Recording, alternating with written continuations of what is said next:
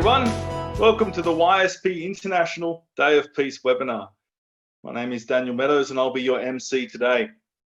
The theme of today's webinar is Shaping Peace Together. And with us we have some very amazing people from all across the Pacific region. But before we get started, I'd like to mention that there will be a question and answer session at the end. And if you have any questions for any of our panelists, then please post them in the Facebook comments at any time. So to kick us off, I would first like to introduce Mr. Yutaka Yamada to give our opening remarks. Mr. Yamada graduated from Sun Moon University with a Masters of Theology in 2014, worked as a leader of youth and college students in Korea from 2004 to 2008, was a district leader of UPF, which is Universal Peace Federation, in the Philippines from 2008 to 2013, and was the National Director of UPF in Malaysia from 2013 to 2019. Currently Chairman of UPF Oceania, we thank him very much for being here, and please give him a warm welcome as he gives our opening address. Thank you. Warm greetings to Dr. Robert Kittle, Chairman of Youth and Student for Peace International, and Mr. Daniel Meadow, and Mr. Amon, Mr. Elvis, Miss Takili, and Mr. Wilfred, our respected speakers representing youth in Oceania nations, and to all our viewers, welcome and good afternoon, and thank you for coming. It is my great pleasure to welcome you to this webinar of the International Association of Youth and Students for Peace, Oceania, celebrating the United Nations International Day of Peace with this year's theme, Shaping Peace Together. World peace is undoubtedly our goal and the deepest desire of all people through the ages. Peace, however, is not just the absence of war and conflict. If we are to truly achieve the peace we all wish for, we need to have a more comprehensive understanding of what peace is, where it begins, and how we can work towards achieving it. What do you think, everyone? Do you love to achieve peace? We have to know, and we have to think, and we have to go forward. So I want to share the 3 points today. First one, peace actually begins in the heart of each individual. It begins with the person who is at peace with themselves, with other people, and with nature.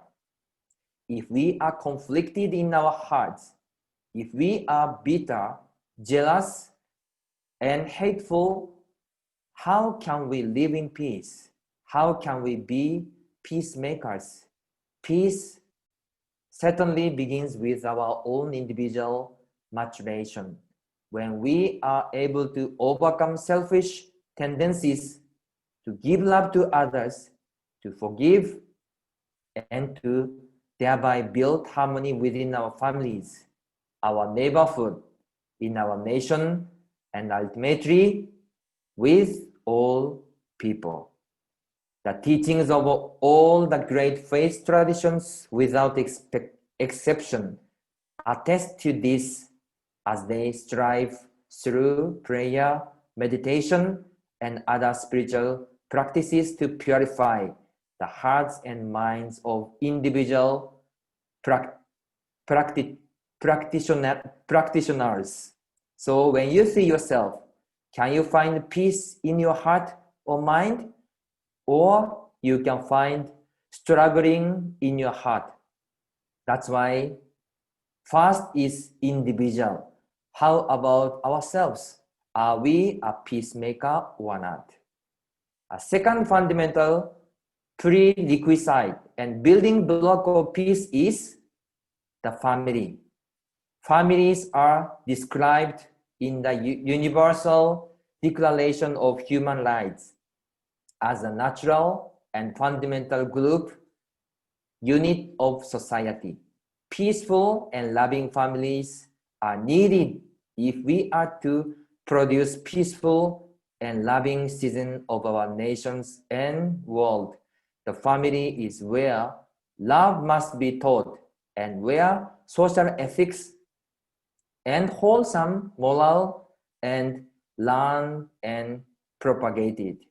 Our founder, Father and Mother Moon, also emphasized family is the school of love. That's why, how about family? We have to think about that for building peace and building for peace nation. A third requirement for peace is our relationship with the natural environment. As the population of the world grows, the natural environment upon which we all depend is being damaged. Without responsible and loving stewardship of the natural world, there can be no peace. So the topic of peace is very important and meaningful. Today, our speakers representing the youth of several different nations in Oceania will share with us their vision and insight on peace and how we can shape peace together. We look forward very much to hearing from them today and to the discussion that follow. And before ending my greeting message, I want to share one point. Actually, this coming Sunday, we are preparing the great rally of hope in the world level. The 1 million people is gathering for peace and hope. That's why our all young peoples, if you love peace, if you wish to building peace, you have to join and you have to be part of this rally of hope, 1 million world gathering this Sunday. Later, we have also the sharing about these contents, but please remember, we are the one who will build the peace. So welcome everyone to join the rally of hope this Sunday. So I'd like to thank everyone for your attendance, and we look forward to your wholehearted participation in what I believe will be a highly informative and inspiring webinar today. Thank you very much once again. God bless. 감사합니다. Thank you very much, Mr. Yamada. That was very inspiring. You have very good words of peace, and we are very grateful that a man who's dedicated his life to peace was able to be with us today. Thank you very much. I would now like to introduce our keynote speaker, Dr. Robert Kittle. He is currently the International Chairman for Youth and Students for Peace, founded in 2017 and conducting programs in 46 countries. He is also the Director of Education for the Universal Peace Federation of the Asia-Pacific region. During his 4.5 decades in Asia, Dr. Kittle has been a guest speaker, an educator in schools, colleges, universities, and faith-based organizations, teaching hundreds of thousands of students in more than 40 nations. He has published 14 books, articles, curricula, and in-depth research papers, along with being a photojournalist with stories running in 7 publications. Currently, he lives in Manila with his wife, Teresa, and they have 2 children. So please give a big welcome to Dr. Robert Kittle. Thank you, Daniel, for that kind introduction, and thank you, Mr. Yutaka Yamada, for your opening remarks and really encouraging us to find peace within ourselves and then bring that peace in our relationships. And welcome to the other speakers, Mr. Elvis Kumar from Fiji, and Ms. Tahiri Talaina from Samoa, and Mr. Alfred Louis Romo from Solomon Islands. It's a pleasure to be here, and I look forward to sharing with you my presentation this morning. This afternoon, actually. I have to get the right time zones. I'm in Manila, but it's still afternoon. I'm the international chairman of the Youth and Students for Peace, as was mentioned. And our webinar today is in honor of the International Day of Peace. And we're grateful for our speakers who have taken their time, and also for the audience that is here being with us today. It's a pleasure to be together. Mr. Yamada mentioned the Rally of Hope. I'll mention it again at the end, but this is, you can begin to see the level of dignitaries that are going to be there, heads of state, vice presidents of America, and many, many world leaders.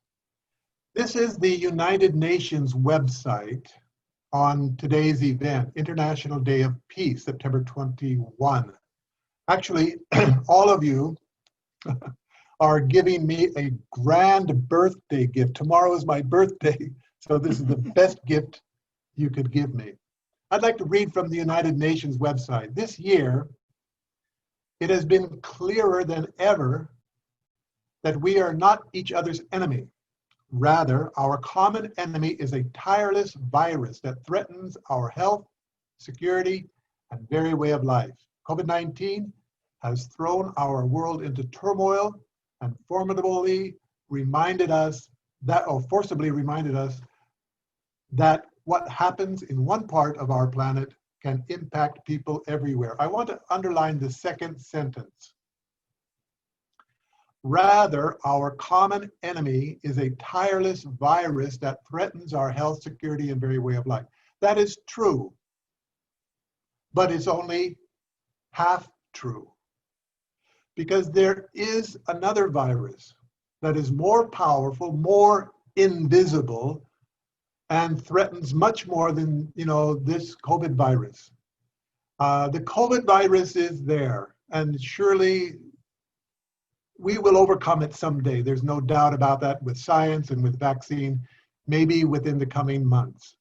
But there is another virus that is more powerful, more dangerous than the COVID virus, and that is the clash of values. And we see that clash of values expressed, everybody sees it, between America and China right now. And it's not just a clash of nations, but underlying this is a clash of values. Let me explain so that we can understand where we go from here. Our theme is shaping peace. To shape something means to mold it, to form, to build, or to create. You're putting creativity into whatever you make. Well, let's take an example. Before you shape an airplane, you need to know the principle of aerodynamics, because you have to follow those principles for the airplane to fly. Well, it's the same thing with peace. Shaping peace together. It's not just shaping peace, but together. What does that mean? Before you shape peace, before you create, build, or mold peace, we all need to know the principles of peace, and we have to agree on those principles. Well, let's take an example. If you are molding, shaping, or building a house, you have to agree on the principles of architecture. Otherwise, you won't be able to do that. You have to have a common base of agreement. If you want to mold or shape or build an electric circuit board, well, you need to know the principle of electricity. And if you want to mold or build a bridge, you need to know the principle of civil engineering. So we need to know the principles of peace. Kofi Annan, the former Secretary General of the United Nations, put it very clearly. Universal values are also more acutely needed in this age of globalization than ever before. Why? Can you imagine if you were an engineer and you had different measuring standards and somebody said 1 foot is 12 inches and no, 1 foot is 24 inches. Well, you couldn't build anything. You would just be conflicting. So in order to build or shape or mold something, you need a common set of standards that you agree on. Dennis Prager from Internet Phenomenon recently in Prager University said, without shared values, how does a society survive? Well, it doesn't. because there will be clash rather than cooperation. There will be conflict rather than harmony and creativity. So the moral values that we're talking about are not a preference. It's an ought, something you should do. It's not a favorite. The moral obligation, the moral values are something that help us build relationships and contracts. And in the business world or in any world, in the mechanics or every world, they have them. It's not, what is your favorite ice cream, chocolate, vanilla, or strawberry? We're not talking like that. It's much different. It's not an option. It's an obligation. And that's what we need to understand, that difference. Definition, moral values. Moral values are the standards of good and evil, which govern an individual's behavior and choices. And it governs a family, and it governs a society and a nation. And if we want to cooperate, we need a common set of moral values, because these moral values will determine what is good and what is evil. And goodness we will want to pursue, and evil we will want to get rid of, naturally. In the Bible, we see the story of the Tower of Babel, where, well, there was a conflicting standard of right and wrong, and it's very clear. Let's look at this in Genesis 11, 1 through 9. The people said, "Come, let us build ourselves a city with a tower that reaches to the heavens, so that we may make a name for ourselves." So why are they building the city? To make a name for themselves. So there is clearly a self-centered motive, a self-centered value that is there within the hearts of the people. But the Lord said, if, as one people speaking the same language, they have begun to do this, then nothing they plan to do will be impossible for them. Come, let us go down and confuse their language so that they will not understand each other. God didn't just confuse the language, but there was already a confusion of values. The people had a self-centered value. God's value is living for the sake of others, willing to sacrifice. And as Jesus taught us, even willing to die for the sake of others. Not selfishness, completely the opposite. So there were two sets of values within this one system. And then naturally, if God withdraws, there's no common point for these people. The common point would have been God's values, God's ideals, and that wasn't there. And well, they couldn't continue to work together. So can we find a universal definition of goodness? This is critically important. It is the most important quest that we should invest into. All religions must agree without violating their religious tenets, and it must be found in all disciplines and all fields of study. If we cannot find this universal value, universal definition of goodness, then we cannot cooperate. We will constantly be conflicting and competing with each other. Father Moon put it like this. He said this is the most important value, the very definition of goodness, live for the sake of others. Well, let's see if it's true. Does it apply in other religions? Let's look in the Bible. Jesus said, whoever seeks to gain his life will lose it, but whoever loses his life will preserve it. Well, that's living for the sake of others. If you seek to gain your life and you take, then you lose it, because selfishness, you will lose your friends. You will lose that relationship that you have, even with your own family. But whoever loses his life will preserve it. When you give of yourself, sacrifice, then you preserve your life, because you preserve relationships and you can create love between people. Paul said, let no one seek his own good, but the good of his neighbor. Wow. You want to be good? You have to be good to your neighbor, not to yourself. And in Christianity, the image that should be in the heart of every Christian, not only live for the sake of others, but even die for the sake of others, as Jesus did. And then forgive the people that are killing you. This concept, living for others, is found in other religions too. Do not expect in giving any increase. Give without expectation. Live for the sake of others. Every religion teaches this same principle. Allah does not love those who are arrogant and boastful, Wow, that's against God. God is for the sake of others. And when we become selfish, then we separate from God. Buddha, cut the love of yourself and develop the path of peace. If you love yourself, you cannot be peaceful. Yeah, because you won't give. You will sacrifice others for yourself, not yourself for others. And in Hinduism, the sacrifice performed by those who desire no reward. Sacrifice without reward. Live for the sake of others. Desire to give your life, to preserve it. So sacrificing for others is good. This is the very definition of goodness.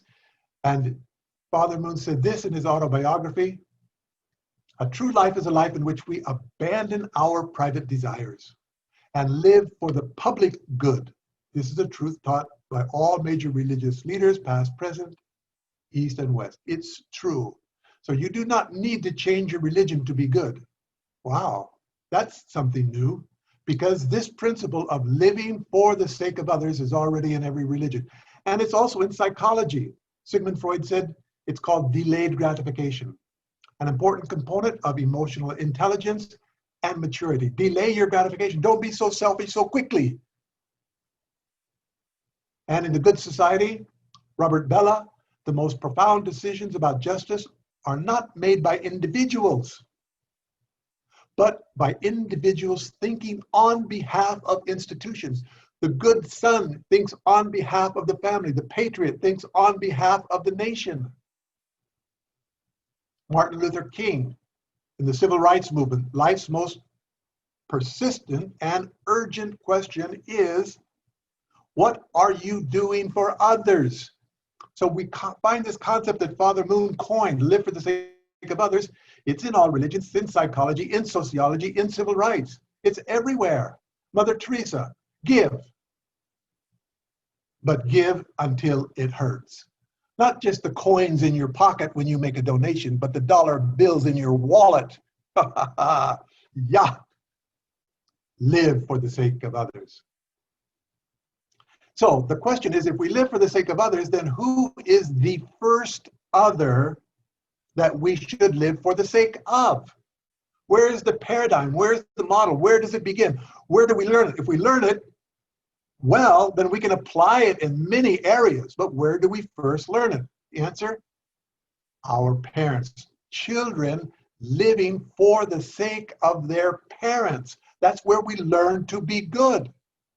And it's called love. It's called filial piety. And that's why the family is so important. We learn to live for the sake of our parents, and then we become filial sons and daughters, children of filial piety, children who love and honor their parents. As the Bible said, honor your father and mother. Honor them. It's in the Old and in the New Testament, repeatedly. Then your mind and body will be set in the right priority. You will have a public mind, and the mind will dominate the body, the flesh, as it should. Both are necessary, but the dominion of mind over body is critically important, and you will create good character. This will become your moral compass, so that you, as a child, you cannot take your parents everywhere, and your parents can't be with you, especially as you grow up and start to go to school and in society. But you can take the love of your parents in your heart and do nothing to hurt or shame or dishonor your parents. If you have that standard of conscience in your heart, your North Star. And who is your parent ultimately? God is our Father. That needs to be very clear. So Father said the foundation, Father Moon said the foundation of the conscience is goodness itself. So the standard of goodness is the standard of the conscience. This is why we need a value. Our universal values must be unchanging. Everybody has to agree. If we have different standards, then we will have competing values. Culture is not a value of good and evil. Different people have different things to eat, and that's okay. And I like fish, and I like, beef, and I like, chicken. It's okay. But those are not value-based decisions. They're preferences. But here's a value-based decision. Karl Marx, he wrote in Das Kapital, we therefore, means the communist, therefore reject every attempt to impose on us any moral dogma whatsoever as an eternal, ultimate, and forever immutable, forever unchanging moral law. We reject the moral authority of heaven, of God. Why? Because they want to control the moral authority. And when they define good and evil, the good are the workers and the evil are the capitalists, so that we can kill the evil people because they're evil and have a clear conscience and kill millions and millions and millions of people. This is why they want to control the definition of good and evil. Picking up on this, Vladimir Lenin. We do not believe in an eternal morality. We repudiate, reject all morality derived from non-humans and non-class concepts. So there, the good and evil was the class struggle that they saw, not between good and evil as God would define or as heaven would define. So they're building towers of Babel in the present day, and they all collapsed, and millions of people died. Father Moon's concept is simple: live for the sake of others. You sacrifice yourself to benefit other people. Don't sacrifice other people to benefit yourself. Don't be selfish. Summary and conclusion: shaping peace together. The 75th anniversary of the United Nations and our International Day of Peace theme. In summary, it's this simple: the peaceful family is the building block of the kingdom of heaven. This is where peace begins, because it's where we learn the common value of living for others in the family. Parents live for the sake of the children, children for the sake of the parents, husband for the sake of the wife for the sake of the husband, brother for the sake of sister, and sister for brother. We learn to live for others in the family.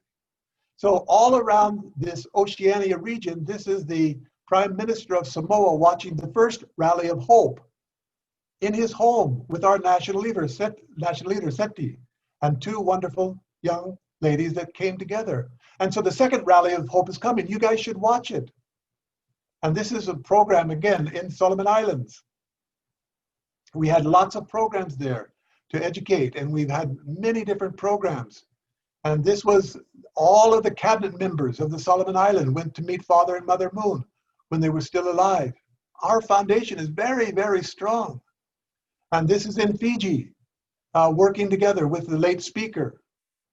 And more programs recently in Fiji. So you, the three other speakers, you are youth leaders. Get all of your young people. You have lots of people that are working with you.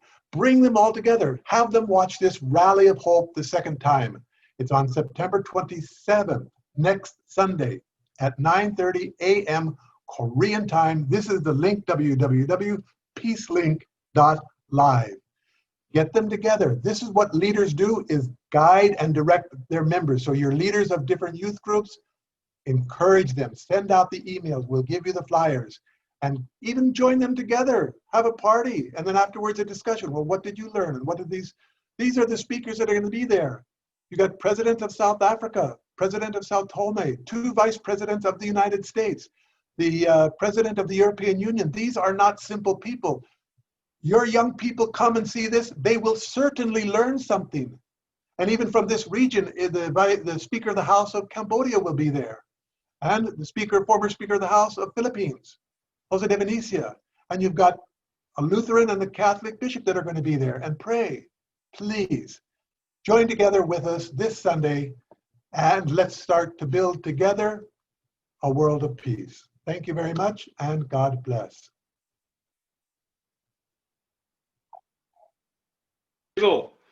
I think I can listen to you talk all day. It's really amazing. Be careful, because I could probably speak all day long too. Well, that wouldn't be bad. But thank you very much. That was very good, very inspiring, and very poignant. Really touching on the key issues and really bringing our theme, shaping peace together, really bringing that into a very substantial light. So thank you very much for that. We're very grateful. I would now like to invite our first speaker, Elvis Kumar, to give his talk. So Elvis Kumar is a young peace activist from Fiji. He completed his undergraduate studies at the University of the South Pacific in Fiji and is currently pursuing higher levels of study in Japan. Elvis has been passionate about advocating for peace, more specifically inner peace and self-development, and is certified in mindfulness and meditation teachings. He has been involved with the World Peace Initiative Foundation since 2016 and has been organizing and coordinating numerous peace-building activities and empowerment workshops in the Pacific countries. He was awarded as one of the Pacific regional finalists for the Commonwealth Youth Awards for his development work in the region in 2018. Elvis currently serves as the coordinator for the Asia and Pacific regions and global partnerships for the World Peace Initiative Foundation. So please give a very warm welcome to Elvis Kumar.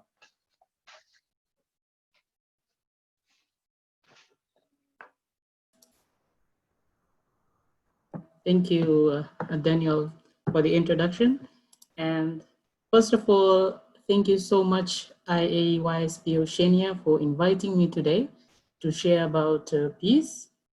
Thanks to Mr. Yamada and Mr. Robert for their remarks. Those were very inspiring and encouraging words. I would talk on something very much related to what Mr. Yamada shared. I believe that the actual peace comes from within us, the inner peace, absence of conflicts within us, and we got to work on establishing peace within us before we try to establish peace around us. All of us want to live happily in a safe environment. We don't want to be hurt or tortured by anyone. We want to be kind towards each other, be respectful, understand others. The need to show love and compassion to others around us. And this is what inner peace is all about. We develop a clear understanding about every situation, about everything around us, and try to put ourselves in others' shoes, how we want to be treated, and we treat others the same way. This inner peace comes with no cost and can be achieved by everyone, everywhere. This peace is sustainable, undestroyable. World peace will not be achieved as long as we humans have greed within us, as long as we are hungry for power, as long as we continue to highly value living in a materialistic society. As rightly put in the preamble of the UNESCO Constitution, since wars begin in the minds of men, it is in the minds of men that the defenses of peace must be constructed. And so I decided to take this approach to teach the people in my community and the region about inner peace and its importance. I learned about this powerful tool called meditation that enables us to calm our minds, remove impurities, and we become mindful of our thoughts, speech, and actions. It contributes significantly in reducing anxiety, stress, and anger. It helps us to reset, relax, and re-energize ourselves. As the Sustainable Development Goal 16 is about peace, justice, and strong institutions, 5 years ago, I found one such strong institution called the World Peace Initiative Foundation, a non-profit and non-government organization. As a youth, I am fortunate to be working with a team of 65 other young certified mindfulness and meditation trainers from 40 countries. WPI supports the self-empowerment of individuals across the world by strongly advocating on inner peace and self-development of individuals. We believe that inner peace plus outer peace will lead to establishment of sustainable world peace.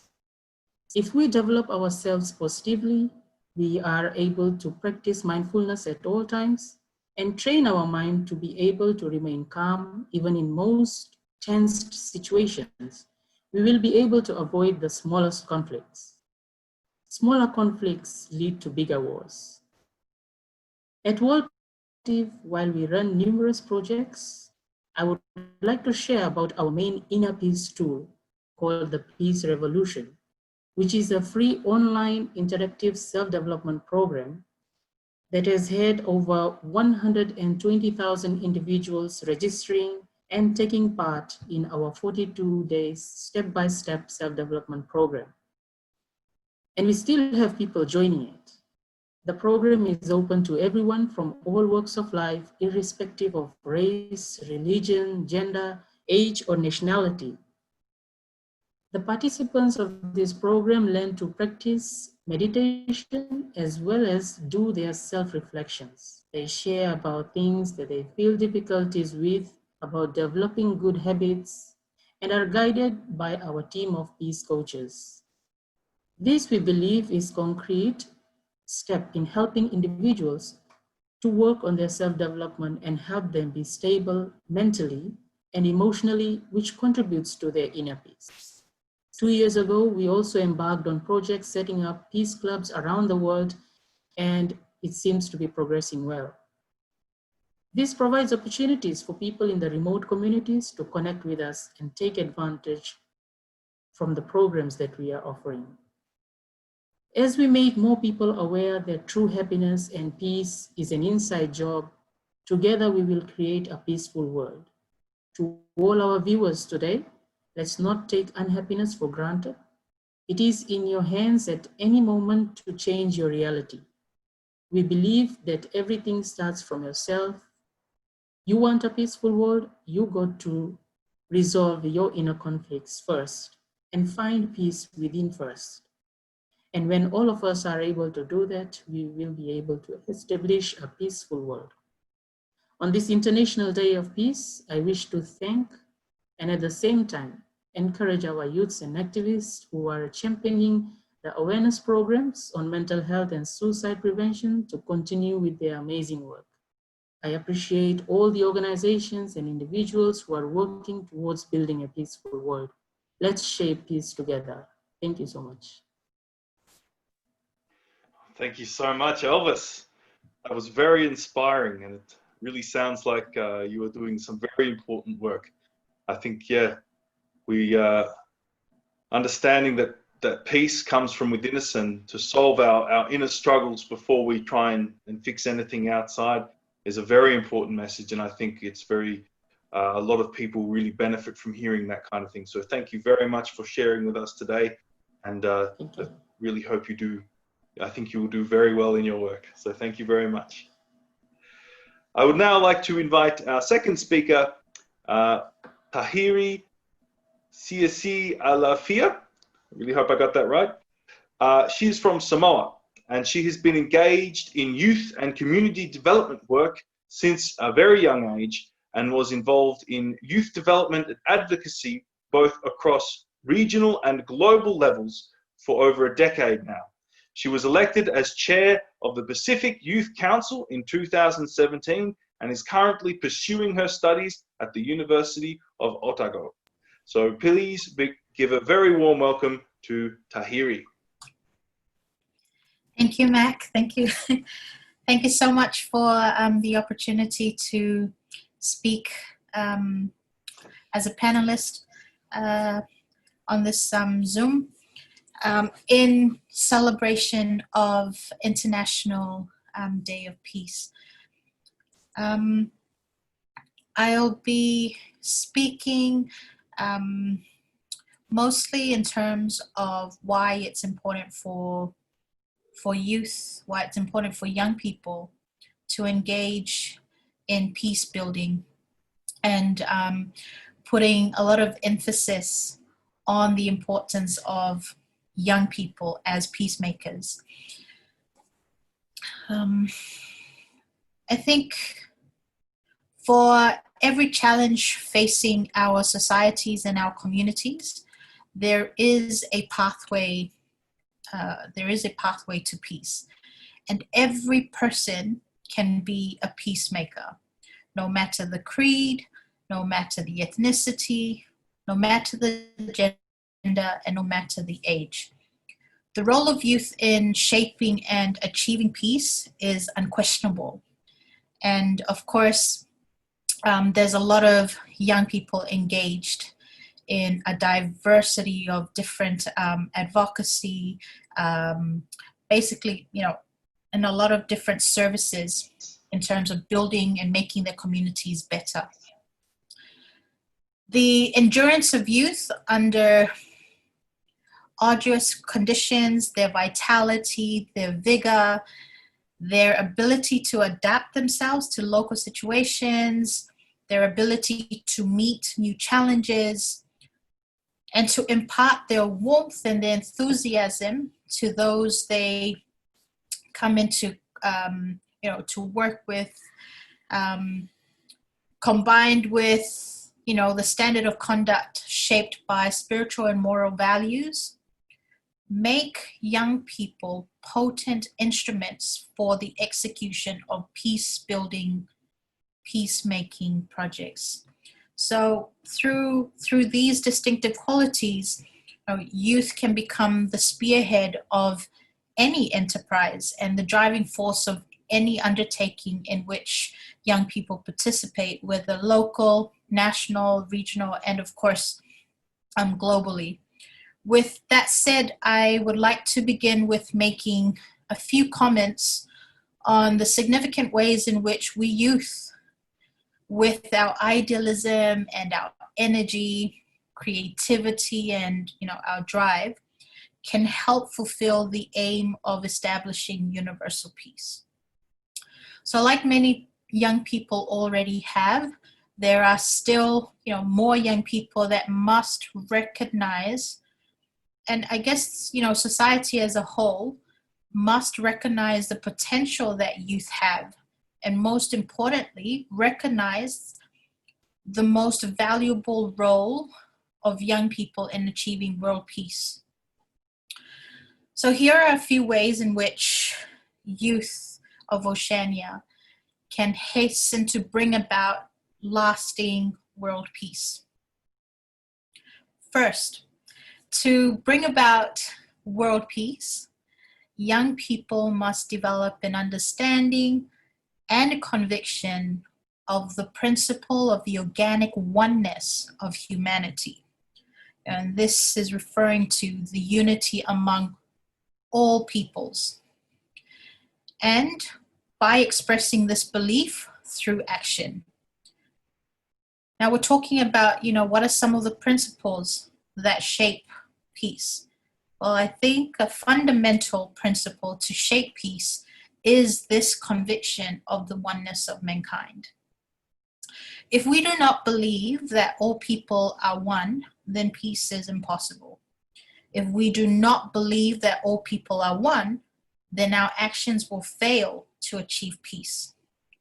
Secondly, to bring about peace, young people must work for a systematic eradication of all forms of prejudice and discrimination. The key to this is to be aware of our own prejudices and then consistently work on getting rid of such prejudices within ourselves. Even some of the great work we can do, or even, some of the amazing work that we do to our communities can also blind us from our own prejudices. And so I think it's really important that we not only just look outwards as to what is needed externally from ourselves, and it's also important for us not to also recognize the prejudices and discriminations outside of ourselves that's happening in society, but it's very important that we too bring attention and have awareness of our own prejudices and our own discrimination. It's important that you know your own prejudices in order to create peace. And I think Elvis has really touched on, the importance of developing this inner peace before we could impact peace externally. Thirdly, I wanted to highlight that to bring about peace, young people must attempt education in its totality. And what I mean by this is that, education is not only in the classroom. Education is not only just about developing our intellect, but rather education in its totality is about, spiritual, moral, intellectual, emotional, and physical education of the whole person. And we can develop this in two ways. And the first one is first and foremost, through the development of moral and spiritual values taught within your own respective religions. Within your own religions, we need to think about all the qualities that it teaches us. Qualities such as love and compassion, justice, truthfulness, and so forth. And all these qualities of virtues must mold our characters and must be expressed through our daily actions. Secondly, the second way is that through education and training in schools or whatever learning institution, develop our talents and our abilities that unlock our potentialities in such a way that we as young people become equipped to practice a trade or whatever profession and whatever form of service to the community, and also through gainful employment, contribute to the development of our communities, our nations, regions, and of course, our global community. I think the goal of world peace is more than possible. I know we are confronted with so much conflict in the world in all sorts of areas and all sorts of issues, and now we are confronted with the COVID-19 pandemic. But this goal of world peace is more than possible. It is inevitable, I believe. And the light at the end of the tunnel must be for youth a challenge to their devotion to build a better world in which all economic barriers will be demolished, racial animosity will be extinguished, and all sorts of inequalities that we are encountering disappear. And so with that said, as youth, our role in peacemaking does not start on the outside of us, but rather begins within ourselves. And through selfless service, we can generally contribute to building and achieving peace together.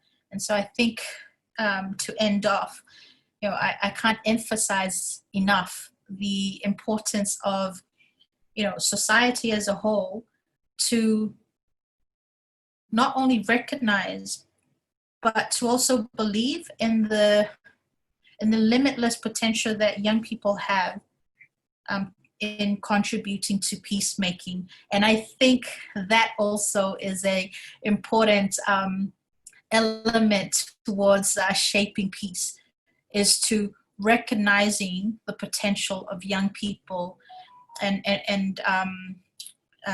women and girls. I guess just recognizing the potential of everyone as a peacemaker is a key value, is a key aspect in shaping peace. So thank you. Wow, thank you so much, Ms. Tahiri. That was incredible. I really, you touched my YSP heart when you talked about the youth being the seeds for the future, the ones who will drive peace in the future. That's really close to what we're doing here. So we thank you very much, and especially, it's good to see there's a lot of power coming out of Samoa at the moment. So it's great to see a powerful young Samoan sister who has such a vision so you absolutely can see the world of peace. I love it. So thank you very much. And We would now like to invite our last speaker, Wilfred Leramo. So Wilfred Leramo is from the Solomon Islands, and he was the president of the University of the South Pacific Solomon Islands Campus Student Association in 2013. He was the deputy chair and regional representative of the University of South Pacific Students Association Federal Office in Suva, based in Honiara from 2014 to 2016. He was also the interim chair of FSII from 2017 to 2018.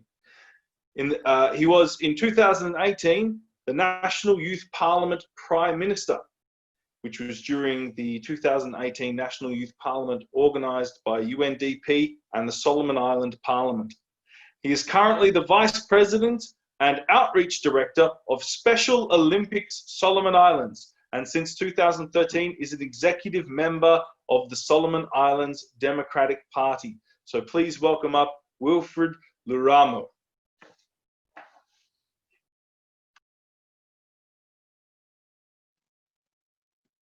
Yes, thank you, Daniel, for the brief introduction. And first of all, I want to thank Mr. Rokita and other previous speakers for putting highlights on the issue of peace. I also wish to thank my brother Arnold for inviting me through the invitations of the YSP to join this webinar.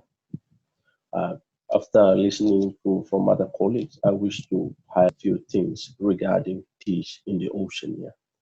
In the case of Solomon Islands, as a post-conflict country, we have some of the issues relating to peace and how young people can actively participate in ensuring that we have a peaceful society. And there have been some elements of like both physical and emotional peace from within any human being. And in the case of Solomon Islands specifically, through experience, we went through some challenging times. It is a history known to most of us that from 1998 to 2001, we are experiencing an ethnic tension in Solomon Islands. And that is where the whole process of engaging the regional assistance mission to Solomon Islands came in, with partnership of member countries in the region just for the purpose of peace. And there might be other issues that would be closely aligned with the issue of peace in the region, but for the sake of audience and young people, through the experience of Solomon Islands, the journey getting over conflict is a challenging one. And then one thing we need to understand is peace cannot be bought. We cannot buy peace, or how much we spend, we cannot pay for peace. Peace was practiced through values, principles, through educating each other about the love for humanity. And also, peace can also be maintained with how humans respect each other. There have been a lot of changes when humans have no respect for each other. The world end up in chaos. Another moment, the world faced a lot of challenges just because of politics and other geopolitical agendas that have affected humanity. But we are so thankful that we have an organization that looks specifically into engaging young people to be more involved in peace activities. Without the involvement of young people in peace strategies and way forwards, making or ensuring that we have a peaceful Oceania or society in the region will be challenging. Because for some of the regional countries, most of these regional countries have a youthful population. Like Solomon Islands have 70% young people. And we cannot just use matured or senior people to achieve peace alone. The engagement and inclusion of young people, academics, and even students is very important in paving a way forward to achieve peace in the region and even in the country level. In most of the peace talks, young people were excluded, not included. true experience, and it is not really a welcoming thing. So when we have institutions that put engagement on participation of young people to ensure that we promote the values, principles, and mission of peace, it is like clearing the air that young people are expected to do. And then, like one of the speech from Kennedy, I will quote, is that when he made a speech, Kennedy said, "What kind of peace do we seek? Not a Pax Americana enforced on the world by American weapons of war, not the peace of the grave or the security of the slave. I am talking about genuine peace, the kind of peace that makes life on earth worth living." That is what former presidents have said. In the context of Oceania, we have a lot of challenges within ourselves. Fortunately, somehow we are not like some of the countries in the Middle East or other parts of the world where they face broad challenges. However, doesn't mean we are okay. In some of the smallest communities in our country or region or villages, people are not united. And that is one of the biggest setbacks for the country. I believe that with the engagement of youth and students to put the fight hand on hand or face to face and drive the peace agenda forward by shaping young people will have impact in the lives of peace, in the life of every citizen, and in the lives of the vision that we try to put forward to achieve peace in the ocean. One of the biggest challenges, personally, I understand when dealing with peace is some of the people think that peace is just only during the absence of war. There are the form of challenges that we are not at peace with ourselves, like what Brother Elvis has stated earlier, the inner part of a human being. Yeah? So we are not at peace with ourselves in many instances, but that is the most emotional part of it. The physical part of it is that every society have their own agenda, and different society view peace or struggle in their own lens. Some society see it in different contexts, some not. And in the region, I can feel that some of our small island nations are not at peace with climate change facing them too. So it is a war they face, climate issue. Not only about physical conflict, but even we are not at peace with the environment, with the weather, and the climate crisis we face. With that, I wish to thank everyone and feel that the engagement of young people in the region will have a strong impact on achieving peace in every aspect of our lives. Thank you. Thank you so much, Wilfred. I think Solomon Island is so blessed to have a wonderful brother like you who really has that heart for the young people and really a heart for peace. Like you say, the youth and the students, they move the world, and they will bring the world into a world of peace if we focus upon it, if we put our hearts there. So thank you very much for your very heartfelt words.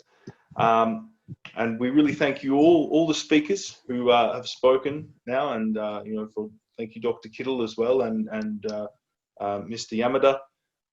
We thank you very much. If anyone who is watching on the Facebook live stream has any questions they would like to ask the panelists, then please do post them. In a moment, we're going to have some Q&A. However, yes, we talk about peace and about all these things. But as was mentioned previously, the Rally of Hope coming up this weekend, this is an incredible event because this is the current world leaders talking about peace. So we are the grassroots, we are the people in our communities who are trying to move the young people towards that goal of peace, which we all desire. And we actually have now world leaders gathering together amongst they say 1 million Rally of Hope, but actually the last Rally of Hope was more like 2 million registered participants, and over 100 million people were viewing it throughout the live streams and the telecasts on TV stations all around the world. So it's really a worldwide event, and it's really high level, and that's something that Youth and Students for Peace really supports, because that is our goal. Is we want all the world leaders not thinking about war, not thinking about their own agenda, but thinking, okay, how are we going to make, as Wilfred mentioned, President Kennedy said, how are we going to make a world that is pleasant to live on, a world where it's worth spending our lives here? So I really encourage you to join and participate in the Rally of Hope, and really the contacts that you have and the young people that you know, really encourage them also to please join this. So we're going to show a short promotional video made from the last Rally of Hope, and you can really see some of the speakers who came to that. Really amazing people like Ban Ki-moon, who was the former UN secretary, and also Newt Gingrich, who is a senator. Anyway, we'll show the video.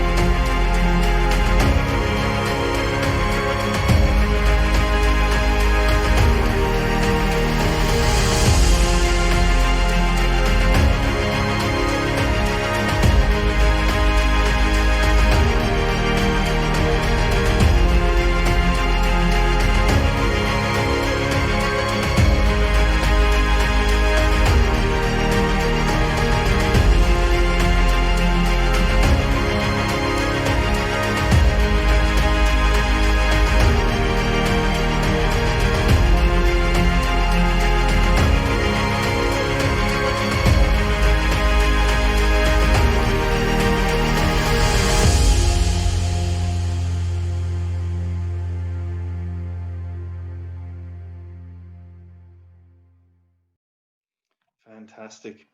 I also didn't mention, but they have incredible performances at the Rally of Hope, very high level performances of singing, dancing, very amazing. I'd like also now to, we have a team, Youth and Students for Peace team in Samoa, the president of whom is Miwa Suafa. Suafa. And so we're going to show a little interview with her about the projects that she's been doing with some of the youth there. She's been doing, her and her team have done very consistent webinars there, really gathering together the youth in Samoa and really looking at different issues. So we're going to have a look at that now.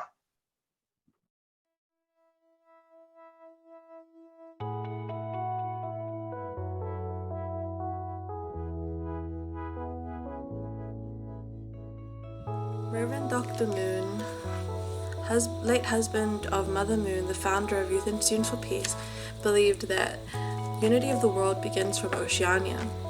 So that means that us as Pacific Island nations, as well as Australia and New Zealand, should stand together and unite as one and show the world really what peace is all about. Taking off this concept, we started the also webinars, which is open to people throughout Oceania. USO stands for United Students of Oceania, and it basically allows us to have a platform for youth to practice participating in discussions, and allows us to have more dialogue between the different island nations as youth. It also takes from our Samoan term, muso, which you may have heard from Dwayne Johnson or The Rock. It basically means a brother to a brother or a sister to a sister. And for us, we believe that that's the kind of attitude and heart we should have towards our fellow oceanic nations. So shaping peace together is really what YSP and also webinars are about. If we think to one of the Sustainable Development Goals, number 17, partnerships for the goals. So we are not going to be able to do all this huge task of achieving world peace by ourselves. There are many like-minded people and many people who are making great effort to achieve the same thing. So it is important for us to work together. The real fruit of also webinars is the connections that we've made and the number of like-minded people that we've met. So that we've met people who are already working towards peace, some of which are in this webinar. We've met Tahere, we've met Alvis, and we managed to gather people who wanted to do things for youth and wanted to do things for others, but just didn't know how. So they found Youth and Students for Peace. Also, when we're interviewing people, a lot of them are leaders. So, for example, in our business webinar, we met with 2 business lecturers and a business leader and an NGO leader. And with each of those 4 people, 2 of them became members of Youth and Students for Peace in Samoa. The business leader offered to cooperate with us to help farmers, and the NGO leader offered to collaborate as well. So as we made these webinars, as we interviewed people, as we interviewed leaders, we've found connections with people who we could collaborate with to help achieve world peace.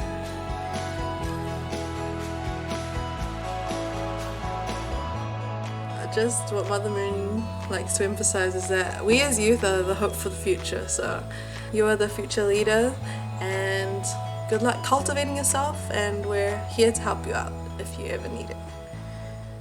Thank you.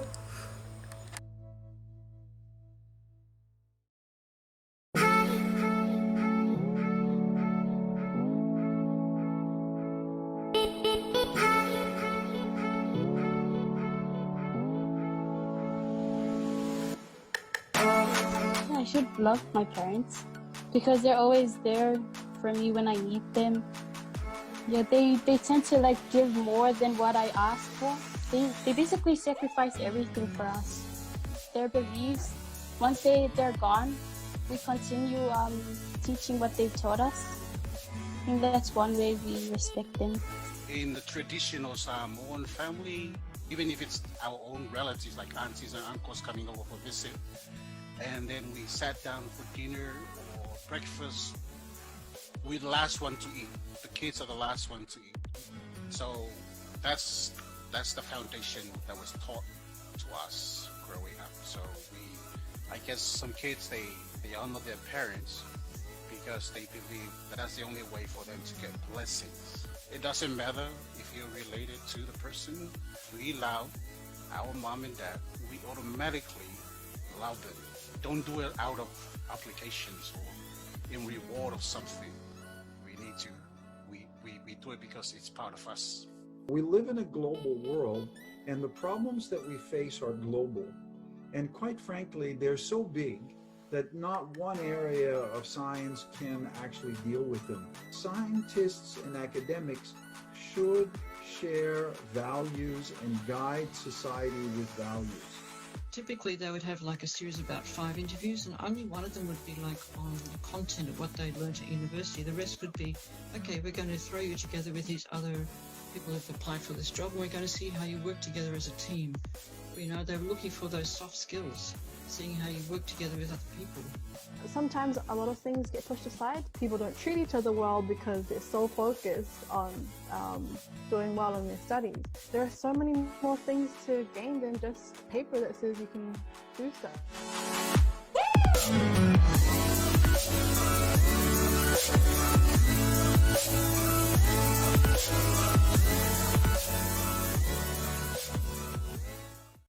Yeah, that was amazing, Miwa.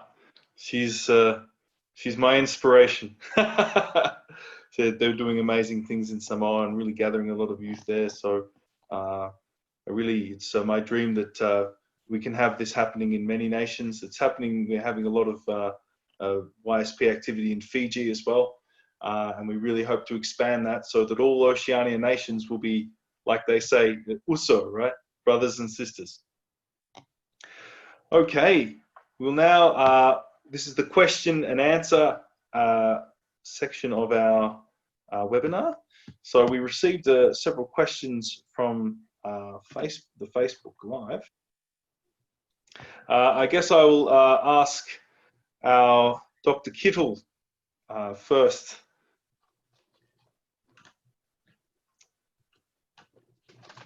So this is the question for you, Dr. Kittle. What should I do today after the webinar commemorate this Day of Peace? I think what should I do after this webinar to commemorate the Day of Peace, or I guess is the question. Thank you.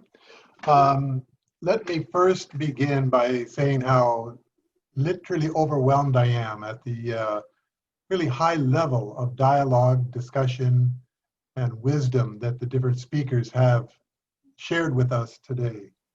Eldis, when you talked about Peace Starts With Me, that was the theme of our programs in America and Europe. Exactly that, Peace Starts With Me. Excellent. Tahiri, when you talked about an organic oneness of our human family, we talk about one family under God. It's really, really the same thing. And Wilfred, when you talked about young people and the hope, and they have to be included within this, this is really, really true. So what should you do after we get off this webinar? I think the first thing is to go to your parents and say, I love you. Give them a massage and just out of your heart, invite them for a meal. Show your love to them. It's sometimes hard to do, but if you get into that habit, then you can apply that in all kinds of relationships where you don't want to just have the feeling of love, but show it. And most oftentimes this comes in communication. Communication is critically important for children to communicate to their parents, parents to listen, and also to communicate back, but listen first and listen more. And then if you develop this skill of communication, you can apply that in brothers, sisters, and then when you become parents yourself. So I would say express your love with a massage and a good meal. It's simple like that. And they will feel that. And then study more. Start an YSP club also.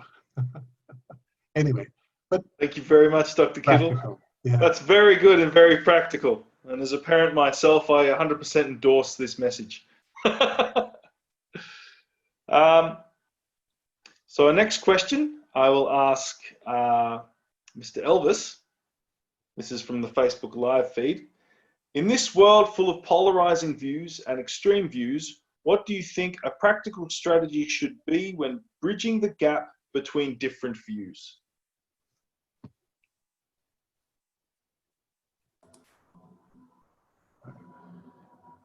Thank you for the question.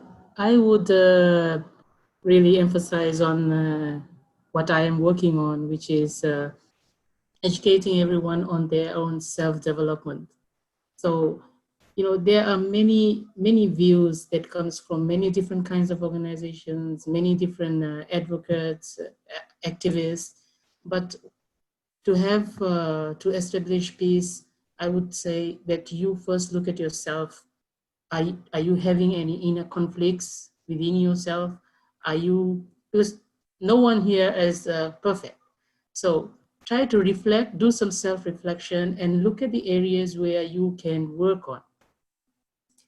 And when you are able to work on that, you will have a clear mindset. You will be able to perceive everything and understand them well. And you will know what you have to prioritize, what you have to work on.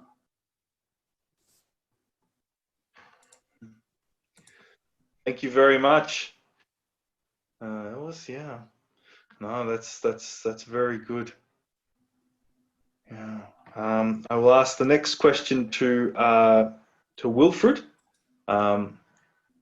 He's with us. Yes. Was having some connection issues. So what? I guess this is a little bit more personal, I suppose. What influenced you to be involved in politics? And what do you think, would you suggest other people do it as well on their, other young people to do it as well on their path for peace?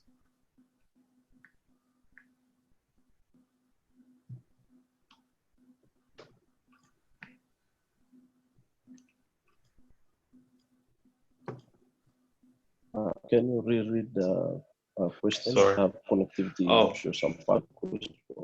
Sure. Yeah, what inspired you to be involved in the more political scene, and would you recommend other young people take a similar path on their way to peace, to helping support peace in their nation? Yes, thank you. I think the call for young people to support peace must happen among people, because the network between people is still a government with the advent of technology. And you need to be more clearly state our visions, aims, and goals to achieve peace within our countries, societies, or even Oceania. And starting with that, with peace, this is the right with that. Over peace, these are the risks we face. So, taking to engage in the process of networking of achieving peace within Oceania and the world is one of the really important key components where we just need to practice and engage other youth with. Thank you very much, Wilfred. And the last question here, I'll ask Ms. Tahiri. What would your message be to young people who want to support cooperation and peace in Oceania? Thank you for that question. I think one of the things that I would like to emphasize through this message is when we recognize our own potential, and when we also value ourselves, and value that we have a role in contributing to peace building, I think it's also important to accompany that with being an enabler to each other. What I mean about this is because sometimes sometimes we can get so carried away with the things that we do ourselves. Sometimes we also don't realize that helping others is not, how should I say this? Okay, rewind. I guess what I want to say is that I think it's really important for us to learn to enable each other to grow. Once we recognize that we have the potential to contribute to peace building, and to creating better communities, it's also very important for us to enable each other to grow in that process. If we allow ourselves, and if we also teach ourselves to enable another person to grow in the process, for example, grow in this process of peace building, that's going to organically impact on everyone else that you come into contact with, or everyone else that you engage with. But I know that we talk a lot about empowerment. Now, although I do agree that empowerment is very important, we need to empower ourselves, to contribute, for example, to peace building. But at the same time, I think empowerment really needs to be accompanied by enablement. So on one hand, if I'm in advocacy work and I'm promoting peace building and I'm trying to empower someone else and empower other young people, like to become peace builders or peacemakers, it's also important for me to also think, how can I enable that person or that other young person to actually engage or take steps to engage in peace building activities or peace building initiatives? Or how can I help, or how can I accompany this young person to to develop the ideas that he or she has in terms of peace building, or whatever initiative that she would like to, or he would like to do for his or her community. Because I think there's also a lot of empowering, but very little enabling. And so, a lot of young people may be empowered in the beginning, but then later on kind of fall out of that. And that's because there's no enabling capacity, or there's no enabling support to kind of scaffold that empowerment into something, or into actual forms of activity or actions. So yes, I think that's the message that I would like to give is, think about how you can enable each other, how you can enable another person or accompany them in this process of shaping peace together, and basically, in just accompany them into enacting some of the ideas that they have towards building better communities. Thank you very much. Yeah, I think that's very good advice for young people to follow there. So become involved, take responsibility, and we can see a new future. Thank you very much. And thank you very much for all of the panelists and for all of those who are participating through our Facebook Live. Thank you very much, Mr. Yamada, Dr. Kittle, Mr. Elvis, Mr. Wilfred, and Ms. Tahiri. Thank you so much for joining us today. I strongly recommend for you all to join the Rally of Hope that is coming up this weekend. Also to support your local Youth and Students for Peace.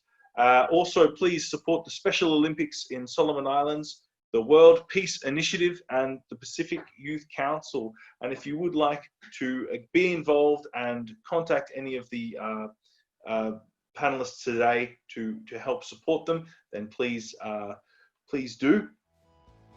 Once again, thank you very much, everyone. Please have a wonderful, blessed, and peaceful week. Thank you very much.